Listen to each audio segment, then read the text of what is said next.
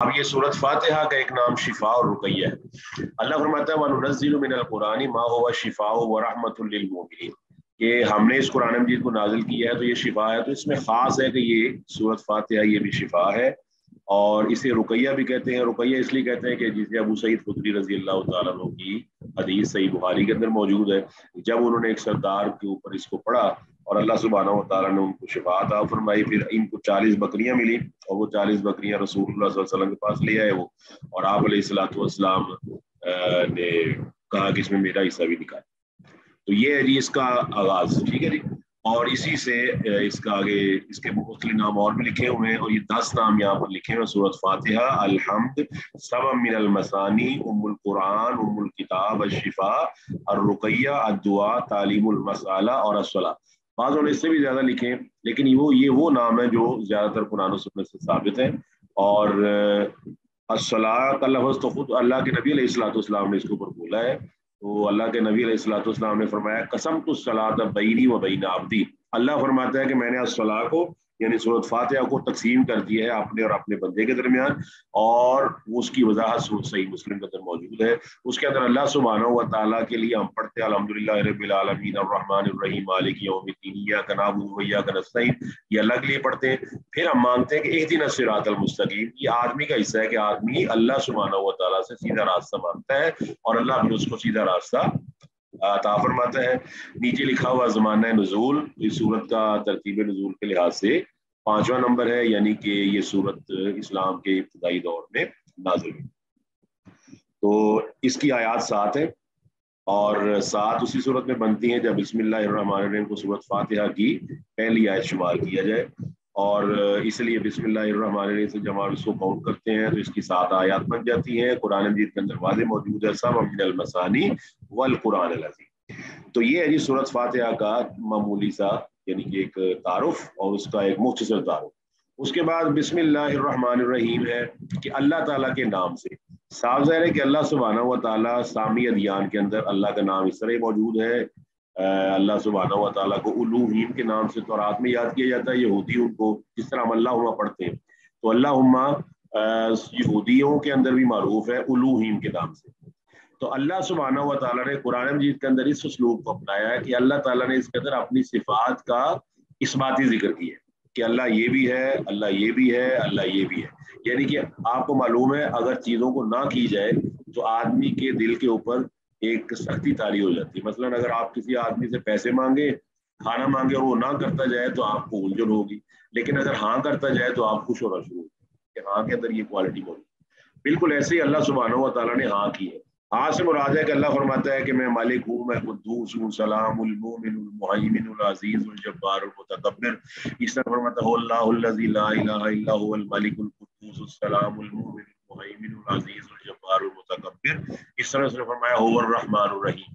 तो रहमान और रहीम दोनों ये सीगे हैं मुबालगे के, एक फालान के वजन पर है और एक फ़ईलुन के वजन पर है, और इसका मादा रहम से है।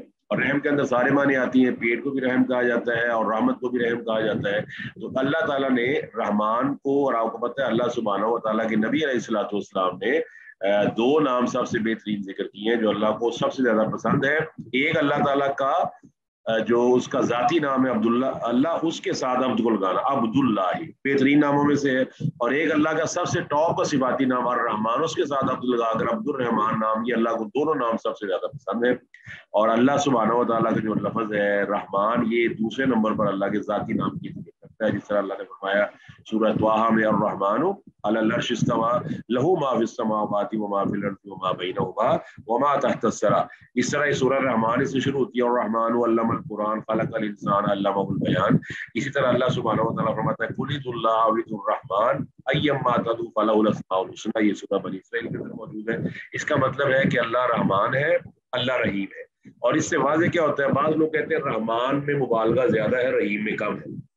उसकी दलील कहते हैं कि रहमान में 5 हरूफ है, रहीम में 4 है। तो फालानों के वजन पर इसके लफ्ज ज्यादा होने की वजह से इसके अंदर मुबालगा भी ज्यादा है। तो रहमान का मतलब क्या है कि कायनात में हर एक पर रहम करने वाला, जो अल्लाह की बात मानता है अल्लाह उस पर भी रहम करता है, जो अल्लाह की बात नहीं मानता अल्लाह उस पर भी रहम करता है। आप बताइए, आप बता सकते हैं कि अल्लाह ताला बेटे देता है, बेटियां देता है, किस किस को देता है? सिर्फ मुसलमानों को या बाकियों को भी देता है? हाँ जी,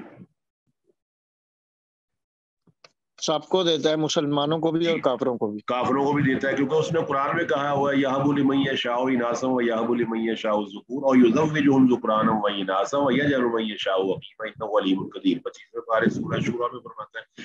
इसका मतलब है कि अल्लाह रहमान है, सबके लिए रहमान है, लेकिन उसने कुरान में कहा वकाना बिल मोमिनीना रहीमा। सूरह अहज़ाब में अल्लाह फरमाता है कि वो ईमान वालों के लिए रहम। इसका मतलब है कि क़यामत वाले दिन अगर किसी के पास ईमान नहीं होगा तो उस पर रहम नहीं होगा।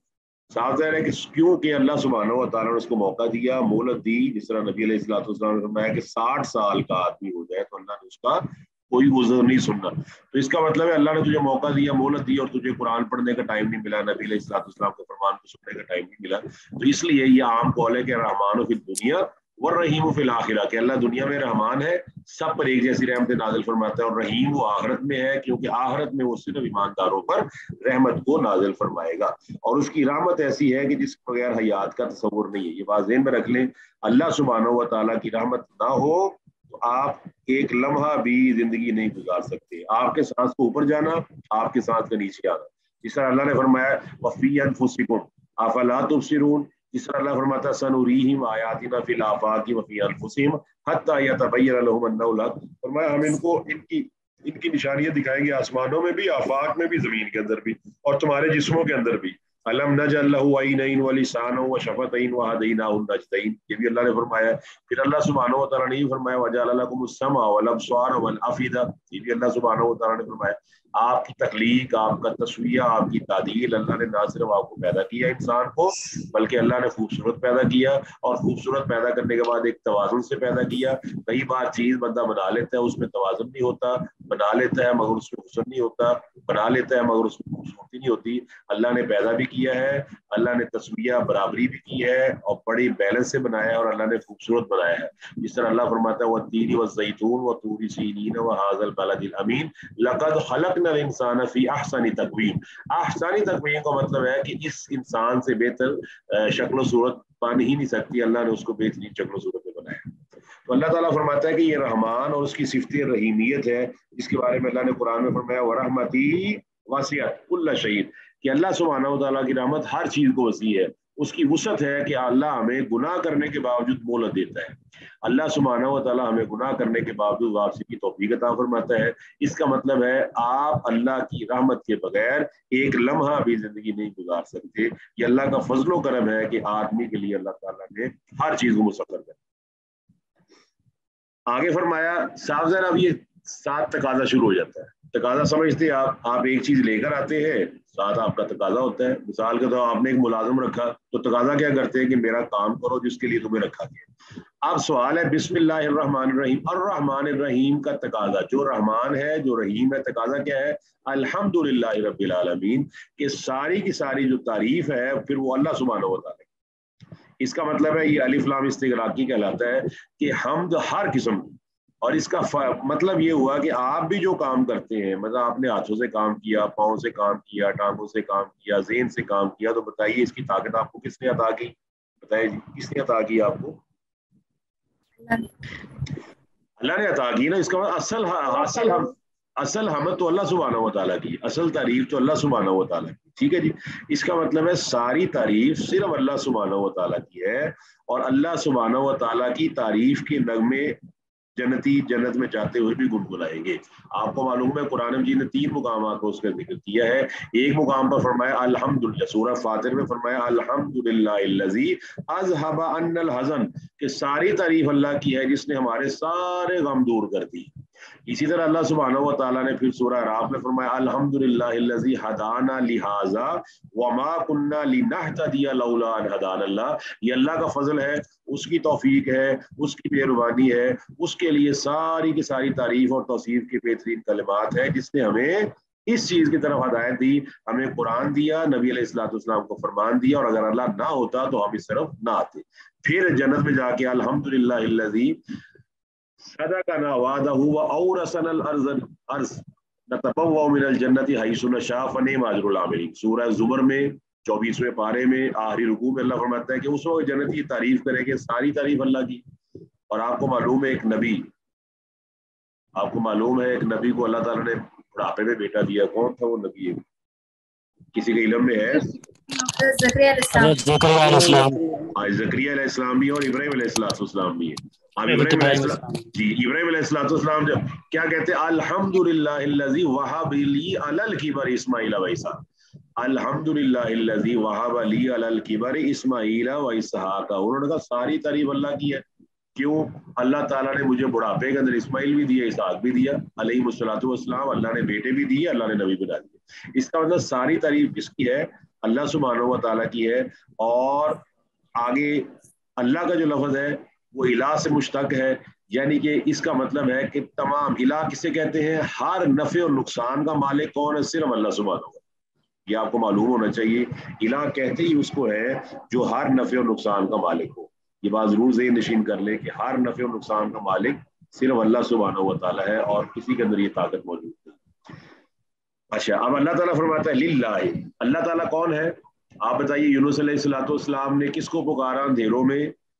मछली के पेट का अंधेरा है, रात का अंधेरा है, अंधेरों समुद्र का अंधेरा है, किसको पुकारते हैं? वो लफ्ज गौर करें, ला इलाहा इल्ला अंता, ला इलाहा इल्ला अंता सुब्हानका इन्नी कुन्तु मिनज़ ज़ालिमीन। ठीक है जी। क्यों? अल्लाह ताला क्या फरमाता है? अब इला का वहां तर्जुमा क्या बनेगा? इला का तर्जुमा बनता है कि मैं मुश्किल में हूँ, मैं परेशानी में हूँ, वास्ते वसीले मीडियम के बगैर सिर्फ तू ही है जो मेरी दुआ को सुनने वाला है। ला इलाहा इल्ला अंता सुब्हाना का, सुब्हाना का मतलब आपको पता है, ये लफ्ज इस्तेमाल होता है अल्लाह सुब्हानहू व तआला को हर नक्स से पाक करने के लिए। हमारे लिए नक्स है। देखिए इस वक्त हम जूम पे क्लास ले रहे हैं, आप समझते हैं कि नेट के बगैर ही क्लास हो जाएगी? जी यस सर, नहीं हो सकती, नहीं हो सकती क्लास। हम, मैं और आप मजबूर है नेट का मीडियम लेने के लिए, नेट का वास्ता वसीला लेने के लिए, लेकिन अल्लाह सुब्हानहू व तआला आपकी आवाज सुनने के लिए किसी वास्ते का, किसी वसीले का मोहताज नहीं है। अल्लाह सुब्हानहू व तआला आसमान पर है, अर्श पर है, जिस तरह उसने कुरान में फरमाया और रहमानु अलल अर्श इस्तवा लहू मा फिस समावाति व मा फिल अर्ज़ि व मा बैनहुमा व मा तहत अस्सरा। अल्लाह फरमाता है वो अर्श पर मुस्तवी, उसने वहां पर चींटी की आवाज को सुना और उसे सूरह नमल के अंदर नकल कर दिया, या अय्युहन नमलु उदखुलू मसाकिनकुम ला यहतिमन्नकुम सुलैमानु व जुनूदुहु वहुम ला यशऊरून। ये जमीन पर चींटी घूम रही है। आपको मालूम है डिटेक्शन, डिटेक्ट करना, आवाज को समझना, जिसको आप 20 हर्ट्ज से लेकर 20,000 हर्ट्ज तक समझते हैं कि कुछ चीजें सुनी जा सकती हैं, कुछ बहुत ज्यादा शोर वाली होती है। इंसान जो है वो एक खास फ्रीक्वेंसी वाली आवाज सुन सकता है और उससे कम वाली नहीं सुन सकता। आप बताइए, आप अपने कानों के जरिए चींटी की आवाज को सुन सकते हैं? बताइए जी। नहीं सर, और नहीं सुन सकते। अल्लाह कहाँ सुन रहा है? अल्लाह ताला अर्श से सुन रहा है, वहां से अल्लाह ताला। इसका मतलब है कि खालिक इला वो है जिसको ना नींद आती है ना ऊँघ आती है। अब देखिए फिर कुरान से आयतें जुड़ती हैं, अल्लाहु ला इलाहा इल्ला हुवल हय्युल क़य्यूम ला ताखुज़ुहु सिनतुम वला नौम। आपको मालूम है सीना और नौम, सीना कहते हैं ऊँघ को और नौम कहते हैं नींद को। और आपको मालूम है किसी को ऊँघ आई हो, किसी को नींद आई हो तो उसे मरा हुआ तो नहीं कहते, क्या ख्याल है? Yes sir. लेकिन अल्लाह ताला ने तो ये भी साबित किया ना कुरान मजीद में कि तमाम अंबिया को, तमाम औलिया को मौत आ गई। तो साफ ज़ाहिर है कि वो ज़ात हर नक्श से पाक है, ना उसे मौत आ सकती है, ना उसे नींद आती है, ना उसे ऊँघ आती है। ना नींद आती है, ना ऊँघ आती है, ना मौत आती है। तो इसका मतलब है इलाह सिर्फ वही बन सकता है। ये याद रखिए उसूली तौर पर, इलाह सिर्फ वही बनेगा। ये जरूर कुलिया याद रख ले, आजकल के दौर में जिस तरह धोखा दिया जाता है। इलाह सिर्फ कब बनता है आदमी? जब उसके ना उसको नींद आती हो, ना उसको ऊँघ आती हो, ना मौत आती, ना ही मौत आती हो। तो बताइए इसकी ये सिफत किसके अंदर है? आवाज आ रही है? ये सिफत किसके अंदर है जी? सिर्फ अल्लाह सुब्हानहू व तआला, सिर्फ अल्लाह पाक है। तो लिहाजा अल्लाह फरमाता है अल्हम्दुलिल्लाहि रब्बिल आलमीन। फिर उसने कहा रब्बिल आलमीन, अपनी सिफत जिक्र किया कि वो रब सारे जहानों का रब है। स्टूडेंट से गुजारिश है अपना माइक्रोफोन बंद कर ले प्लीज। स्टूडेंट्स अपना माइक्रोफोन बंद कर लेंगे। मैं एक मिनट क्लास को रोकता हूँ। मेरा और आपका ये पहला लेक्चर है। पहले नंबर पर ये है कि हम ना ये बात, मैं तो इस बारे में बड़ा हसास हूँ। हम कुरान मजीद पढ़ रहे हैं और कुरान मजीद किसका कलाम है? अल्लाह सुब्हानहू व तआला का। उसने कुरान मजीद के अंदर फरमाया, पहले तो काफिरों का जिक्र किया। उसने फरमाया कि काफिरों ने एक प्लानिंग की है, 24वें पारे में उसका जिक्र है, वक़ाल अल्लज़ीना कफ़रू ला तस्मऊ लिहाज़ल कुरआनी वलगौ फ़ीही लअल्लकुम तग़लिबून, کہ کافروں نے کہا کہ قرآن جب پڑھا جائے تو اس میں شور ڈال دو. اللہ نے اس کا جواب کیا دیا سورہ اعراف میں, فَإِذَا قُرِئَ الْقُرْآنُ فَاسْتَمِعُوا لَهُ وَأَنصِتُوا لَعَلَّكُمْ تُرْحَمُونَ. جب قرآن پڑھا جائے شور نہیں, خاموش ہو جاؤ, غور سے سنو تاکہ تم پہ رحم کیا جائے. تو آپ کو معلوم ہے قرآن مجید کا ایک سب سے بڑا ادب یہ ہے کہ اس کو بڑے دھیان سے سنا جائے, استماع کیا جائے, سماع کیا جائے. آپ ماشاءاللہ سارے سمجھدار ہیں, میں قدر کرتا ہوں آپ کی کہ آپ نے اپنا قیمتی وقت نکالا ہے اور آپ اس کو پڑھنے کے لیے اکٹھے ہوئے ہیں. کلاس کے اندر میرا معمول یہ ہے کہ میں موضوع کو نام اور اس لیے لگتا ہوں کہ آپ کے کوشچن بعض اوقات آپ کے ذہن سے نکل جاتے ہیں, تو اس لیے آن دی اسپاٹ پہ آپ کے کوشچن کے آنسر دے سکتے ہیں.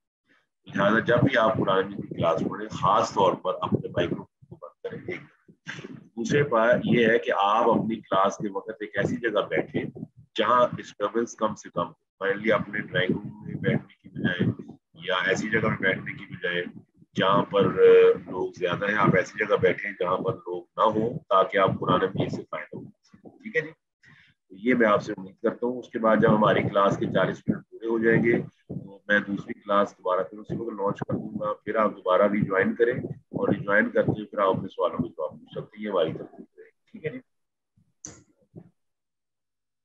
اب میں دوبارہ آتا ہوں آپ کے آپ فرمایا رب. اب رب العالمین رب کا لفظ جو ہے اس کے 3 معنوں میں آتا ہے. پہلے تو یہ ہے کہ تربیت اور آہستہ آہستہ کسی چیز کو حد کمال تک پہنچانا. تو یہ صرف اللہ کی صفت ہے. تربیت سے ہے کہ ربا یربی تربیت, اس کا مطلب ہے کہ آپ نے تربیت کی ہے, آپ نے اس کو نشو و نما دی ہے. پھر یہ ہے کہ کبھی یہ صرف تربیت کرنے والوں کے معنوں میں بھی آتا ہے, جس طرح سورہ یوسف میں آتا ہے فاما احدکما فیسقی ربہ خبرا. جب یوسف علیہ السلام کے پاس 2 نوجوان آئے فتیان اور وہ خواب کی تعبیر پوچھنے والے تھے. اور اسی طرح یہ مالک کے معنوں کے اندر بھی آتا ہے, جس طرح فرمایا فستو برب الکعبہ. تو اللہ تعالیٰ جہانوں کا رب ہے. ساری کائنات جو ہے اس کی ترتیب کا ذمہ دار بھی اللہ سبحانہ و تعالیٰ ہے اور اس کی نشو و نما کرنے والا وہ بھی اللہ سبحانہ و تعالیٰ. ٹھیک ہے جی. اس کے بعد اللہ فرماتا ہے کہ الرحمن الرحیم. اب الرحمن الرحیم کا مطلب وہ پہلے آپ پڑھ چکے ہیں کہ رحمان بھی مبالغے کا صیغہ ہے, رحیم بھی مبالغے کا صیغہ ہے. پھر اللہ تعالیٰ نے تذکیر بالموت کا ذکر کیا کہ مالک یوم الدین, کہ وہ قیامت کے دن کا مالک ہے. ٹھیک ہے جی, قیامت کے دن کا مالک ہے. اور دین کا لفظ یہاں پر بولا گیا ہے, یہ قرآن مجید میں کئی معنوں میں استعمال ہوا ہے, جس میں کم از کم 4 آپ کو معلوم ہونے چاہیے. نمبر 1 تو ہے کہ اللہ تعالیٰ کی مکمل حاکمیت, کہ اللہ ہر چیز کا حاکم ہے, ہر چیز کا مالک ہے. پھر انسان کی مکمل اللہ کے سامنے سپرداری, کہ وہ اللہ کا صرف بندہ ہے, کسی اور کا نہیں ہے. جس طرح اللہ فرماتا ہے نا فاعبد اللہ مخلصا لہ الدین. اس طرح سورہ بینہ کے اندر بھی فرمایا مخلصین لہ الدین حنفاء ویقیموا الصلاۃ ویؤتوا الزکاۃ وذلک دین القیمہ. پھر اس کو قرآن مجید نے قانون فوجداری کے طور پر بھی استعمال کیا ہے. جس طرح آپ کو پتہ ہے کہ وہ جو بادشاہ کا پیالہ چوری ہو گیا یوسف علیہ السلام کا, تو اللہ تعالیٰ نے اس کو وہاں پر تعزیرات کے ذکر میں بھی ذکر کیا ہے. ما کان لیاخذ ہاؤ فی دین ملک, کہ اللہ تعالیٰ فرماتا ہے کہ بادشاہ کا قانون. اور پھر یہ ہے کہ قانون سزا و جزا کو نافذ کرنے کی قوت, یعنی کہ جو قانون نافذ, اب ایک ہوتا ہے قانون, ایک اس کو نافذ کرنے کی طاقت. صاف ہے قانون اللہ بناتا ہے تو اس کو نافذ کرنے کی طاقت بھی اللہ کے پاس موجود ہے. جس طرح اللہ فرماتا ہے فلولا ان کنتم غیر مدینین ترجعونہا ان کنتم صادقین, روح کے بارے میں فرمایا جب روح کو نکالا جاتا ہے. تو لہٰذا اس آیت میں دین کا لفظ اس 4 میں ہے کہ اللہ تعالیٰ حاکم ہے, انسان اس کا عبد اور بندہ ہے, اللہ تعالیٰ کا قانون جاری و ساری ہے, اور اللہ تعالیٰ اس قانون کو نافذ کرنے پر بھی قادر ہے. وَلَوْ شِئْنَا لَآتَيْنَا كُلَّ نَفْسٍ هُدَاهَا وَاتَّقُوا يَوْمًا تُرْجَعُونَ فِيهِ إِلَى اللَّهِ. اللہ تعالیٰ فرماتا ہے وَتَرَى الْمَلَائِكَةَ حَافِّينَ مِنْ حَوْلِ الْعَرْشِ يُسَبِّحُونَ بِحَمْدِ رَبِّهِمْ. یعنی اللہ سبحانہ و تعالیٰ قانون کو نافذ کرے گا, قیامت والے دن ہر چیز کا فیصلہ کر دے گا. اور اس نے فرمایا اِن مِنْکُمْ إِلَّا وَارِدُهَا كَانَ عَلَىٰ رَبِّكَ حَتْمًا مَقْضِيًّا, یعنی کہ اللہ سبحانہ و تعالیٰ مکمل طور پر اس بات پہ قادر ہے. یہ ہے جی مالک یوم الدین. اس سے کیا فائدہ ہوا کہ آپ کو معلوم ہو گیا کہ جس 2 کمرے ہیں, ایک کمرہ جس کے اندر آپ رہ رہے ہیں اور ایک کمرہ جس کے اندر آپ نے جانا ہے. تو آپ کو معلوم ہے 2 کمرے کون سے میں ذکر کر رہا ہوں. ایک دنیا کا کمرہ ہے, روزانہ لوگ بچے پیدا ہوتے ہیں, روزانہ بچے دنیا میں آتے ہیں, روزانہ بچے آتے ہیں, آپ خوش ہوتے ہیں, بچہ پیدا ہوا, بچے کی اب اس کا عقیقہ کیا جاتا ہے. اور ایک دوسرا کمرہ بھی ہے, بتائیے وہ کون سا کمرہ ہے؟ وہ کمرہ آخرت کا کمرہ ہے, کہ ایک وقت آتا ہے ہمیں معلوم نہیں ہے, ہمارے علم میں نہیں ہے, اور وقت مکتوبہ اور وقت مخصوصہ کے اوپر ہمیں اٹھا کر اس کمرے میں داخل کر دیے جاتے ہیں. اللہ نے فرمایا قل یتوفاکم ملک الموت الذی وکل بکم ثم الی ربکم ترجعون ولو تری اذ المجرمون ناکسوا رؤوسہم عند ربہم ربنا ابصرنا وسمعنا فرجعنا نعمل صالحا انا موقنون. فرمایا تمہارے پیچھے وہ ملک الموت لگا ہوا ہے، اس کے ہاتھ میں رجسٹر موجود ہے، جب وہ رجسٹر میں تمہارا نام آ گیا تو وہ تمہیں پکڑ کر لے جائے گا. وکل بکم ثم الی ربکم ترجعون، پھر تمہیں تمہارے رب کے سامنے پیش کر دیا جائے گا، تمہیں اس کے طرف لوٹا دیا جائے گا. اب آگے اللہ فرمایا یہ ہے جی مالک یوم الدین. اب آگے فرمایا ایاک نعبد و ایاک نستعین.